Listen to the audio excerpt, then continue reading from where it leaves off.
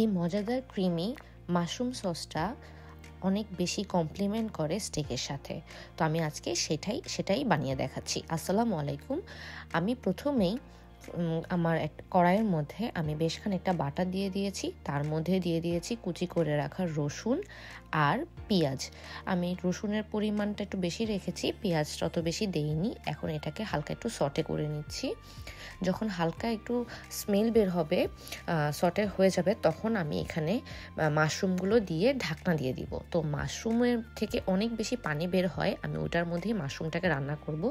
যখন হালকা একটু রান্না হয়ে যাবে তখন আমি এখানে সিদ্ধ করে রাখা আর ম্যাশ করে রাখা আর টমেটো দিয়ে দিব। এখানে টমেটো দিয়ে দেওয়ার পরে আরও কিছুক্ষণ আমি রান্না করব।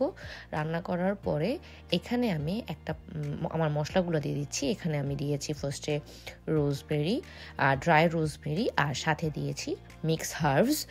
তো আমার মিক্স হার্বস আর রোজমেরি দুটোটাই অনেক বেশি ভালো লাগে স্মেল, তো এই কারণে আমি খুব বেশি পরিমাণে দিয়েছি।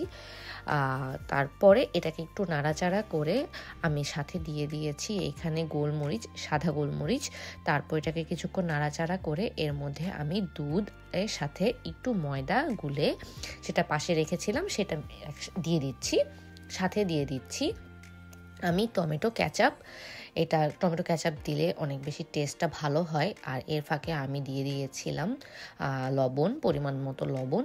এরপরে এটাকে আমি ভালো করে একটু নাড়াচাড়া করে নিচ্ছি। একটু যখন বলক চলে আসবে তখন আমি এর মধ্যে বেশ খানিকটা চিলি ফ্লেক্স দিয়ে দিচ্ছি। এটা হচ্ছে কি আপনাদের টেস্ট অনুযায়ী, আমার একটু ঝাল যেহেতু ভাল লাগে তাই এভাবেই আমি রান্না করেছি। এই যে হয়ে গেল আমার ক্রিমি মাশরুম সস। এটা স্টেকের সাথে খেতে খুবই ভালো লাগে। আশা করি আপনারা বাসায় ট্রাই করবেন। Thanks for watching.